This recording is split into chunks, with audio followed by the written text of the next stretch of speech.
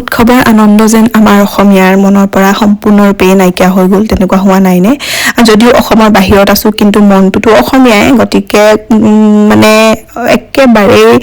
মন গা ভাল নোহোৱা হ'ল আৰু আজি আচলতে এটা স্মল গেট টুগেডাৰ পাৰ্টি আছে যিটো একেবাৰে আমি ক্লোজ মানুহ লগ খাম একেলগে যাবলৈ তেনেকে মন ক'বাত ওলাই নগলেও আজি আচলতে মনটো অলপ ভাল লাগিব বুলিয়ে ওলাইছো কাৰণ এই এমাহ সম্পূৰ্ণ এমাহ ক'তো ওলোৱা নাই না ভালকে ফুৰ্তি কৰিব পাৰিছো না খাব পাৰিছো না মানে একোতে মন বহাব পৰা নাই খালি অকল শূন্যতা আৰু চকুৰ পানী তাৰ বাহিৰে একোৱে নাছিলে আজি ভাবিছো অকমান ওলাই যাওঁ মনটোকে ভাল লাগিব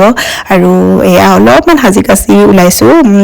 মনটো ভাল লগাবলৈ বুলিয়ে আচলতে ওলাইছো আৰু এই শাড়ীখন যিখন পিন্ধিছো এখন মই আচলতে পূজাতে অৰ্ডাৰ কৰা পিন্ধিম বুলি দুৰ্গা পূজাতে কিন্তু সেয়াটো হৈ নুঠিলে গতিকে আজি পিন্ধিছো আৰু এই মোৰ ফাউণ্ডেশ্যন যোনটো মেকআপ লৈছো সেইটোৰ বাহিৰে বাকী গোটেইখিনি বস্তু মই মিন্ত্ৰাৰ পৰা অৰ্ডাৰ কৰিছিলোঁ আপোনালোকক দৰকাৰ হ'লে মই লিংক দি দিম বাৰু আৰু এয়া হৈ গ'লো আৰু এতিয়া যাওঁ কেনেকুৱা লাগিছে জনাবলৈ নাপাহৰিব বাকী প্ৰডাক্টছখিনি মই ডেছক্ৰিপশ্যনত